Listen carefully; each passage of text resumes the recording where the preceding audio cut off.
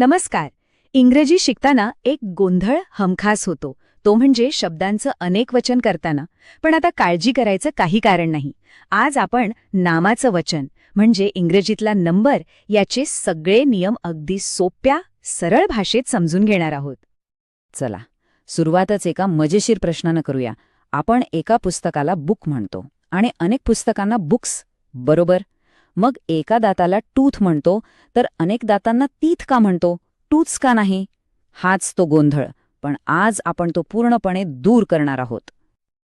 पण त्या प्रश्नाचं उत्तर शोधण्याआधी हे वचन किंवा नंबर म्हणजे नेमकं काय हे समजून घेणं महत्वाचं आहे. चला तर मग अगदी मुळापासनं सुरुवात करूया. तर वचन म्हणजे काय? अगदी सोप्पं आहे. कोणतंही नाम म्हणजे वस्तू किंवा व्यक्तीचं नाव, ते एक आहे की एकापेक्षा जास्त हे सांगतं. त्यालाच आपण वचन म्हणतो. म्हणजे वस्तू मोजायची ही एक व्याकरणातली पद्धत आहे. आणि या वचनाचे दोन मुख्य प्रकार आहेत. पहिला आहे एकवचन म्हणजे सिंग्युलर, नावाप्रमाणेच जिथे फक्त एकाच वस्तू किंवा व्यक्तीबद्दल बोललं जातं, जसं की एक मुलगा. आणि दुसरा आहे अनेकवचन म्हणजे प्लुरल, जिथे एकापेक्षा जास्त वस्तू किंवा व्यक्ती असतात, जसं की अनेक मुले. हाच तो सगळ्यात महत्वाचा फरक. चला आता आपण थेट अनेक वचन बनवण्याच्या सगळ्यात सोप्या आणि जास्त वापरल्या जाणाऱ्या नियमांकडे वळूया. हे नियम समजले की आपलं अर्ध काम सोपं होऊन जाईल. नियम क्रमांक 1 हा तर सगळ्यात सोपा नियम आहे. बहुतेक इंग्रजी शब्दांचं अनेकवचन करायचं असेल तर फक्त शब्दाच्या शेवटी एस लावायचा, बस. जसं की बुकचं झालं बुक्स, टेबलचं टेबल्स आणि गर्ल्सचं गर्ल्स. इंग्रजीतले बहुतेक शब्द याच नियमाने चालतात. ठीक आहे, नियम सोपा आहे. मग आता एक प्रश्न, वॉच या शब्दाचं अनेकवचन कसं करणार? वॉचेस. हे ऐकायला आणि बोलायला थोडं विचित्र वाटतंय नाही का? आणि म्हणूनच इथे येतो आपला दुसरा नियम. हा आहे नियम क्रमांक 2. ज्या शब्दांच्या शेवटी एस, श, च, एक्स किंवा झेड असे आवाज येतात, तिथे फक्त एस लावला तर त्याचा उच्चार करणं अवघड होतं. म्हणून उच्चार सोपा व्हावा यासाठी अशा शब्दांच्या शेवटी ईएस लावतात, जसं की बसचं होतं बसेस, बॉक्सचं बॉक्सेस आणि हो, वॉचचं वॉचेस. आता वाटतंय ना बरोबर? बरं, सोपे नियम तर झाले.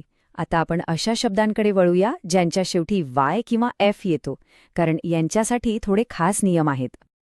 ज्या शब्दांच्या शेवटी वाय येतो ना, तिथे एक गोष्ट तपासायची. वायच्या आधी व्यंजन म्हणजे कॉन्सोनंट आहे का? जर असेल तर 3 सोप्या स्टेप्स. 1. वाय शोधा. 2. आधी व्यंजन आहे का ते बघा. आणि 3. वायला काढून टाका आणि त्याच्या जागी IES लावा. उदाहरणं बघितली की हे लगेच लक्षात येईल.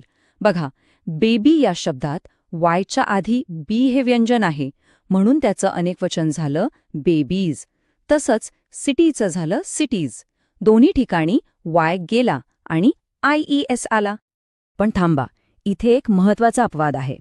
जर वायच्या आधी व्यंजन नसेल आणि स्वर असेल, म्हणजे ए, ई, आय, ओ, यू पैकी काही असेल, तर मात्र नियम बदलतो. तेव्हा वायला न काढता फक्त एस लावायचा, जसं की टॉयचं होतं टॉयज आणि कीचं कीज. हा फरक लक्षात ठेवणं खूप महत्वाचं आहे.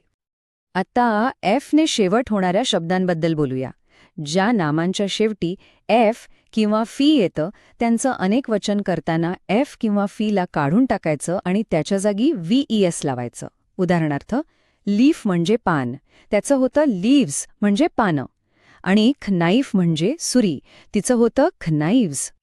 आत्तापर्यंत आपण नियम बघितले, पण इंग्रजीमध्ये काही शब्द असे आहेत जे म्हणतात की आम्ही कोणतेच नियम पाळणार नाही.